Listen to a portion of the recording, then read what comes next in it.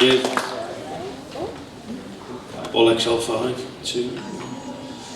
I'm just fascinated with how humans wait until a disaster happens before they do anything. But Paddington rail crash, Signal 109, Hillsborough disaster, many matches before. You've got the poor Gareth Swarbrick, and his dad knew 3 years ago he had mould in his flat. And I'm going to not upset you by putting pictures of Hitler and Jimmy Savile. But the thing is that's on a bigger scale, but on a normal scale for yourselves, you actually willfully lie to yourselves. So you actually hold back on your own health, your relationships and all that, and you wait until something happens before you do something. My name's Dave Armstrong, and my forthcoming book is The 7 Rules to the Good Life. And one of the stories in that book is the parable of the cave and breaking your chains and moving into your light. Now, the parable of the cave was sort of designed many years ago by Glaucon and Socrates, but they actually never wrote any notes. It was actually Plato, his brother was Glaucon, who created the parable of the cave. And the parable of the cave is basically, you look at a wall and you're chained in a position that you can't control your feelings, your experiences and your learning. And you look at the wall, but the puppeteers at the back, through the fire, control what you see and what you know. So what are your caves? What do you allow yourself to be controlled by, and what do you know? The good thing about it is when these people break the chains, they can move into the light. And what that means is basically they're free to do what they want. Now, what happens when you break your chains and move into your light? Every human being wants enlightenment, inner peace and happiness, but many people don't believe that.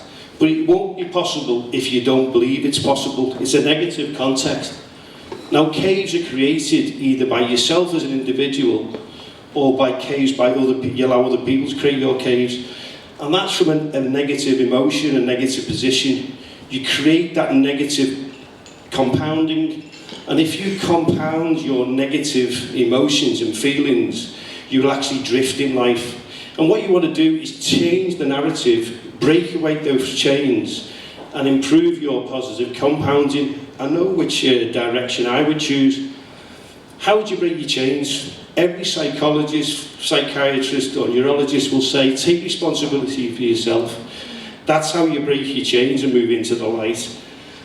That was 15 seconds. Now, what I'm going to give you is a tool, again by Socrates, who talked about these 3 C's, these 3 filters, and these 3 questions you should ask yourself before you tell yourself something. And it's looking at the truth, the good, and is it necessary to do that? Now, the first sieve, or the first filter that you're going to ask yourself when you're about to tell someone else is basically, is what you're going to say true? And if it's not true, then why say it? So think about that. Then once you think about the truth of it, is what you're about to say to yourself or say to others, does it have value? Does it improve what you're going to do? And does it make the world a better place? The third sieve is, do you need to do that? Do you have validity to what you're about to say in the thing? And this is what Socrates sort of talked about, the 3 filters before you tell yourself or tell other people. Now, the reason why you do this is because caves are created from willful lies in the mind.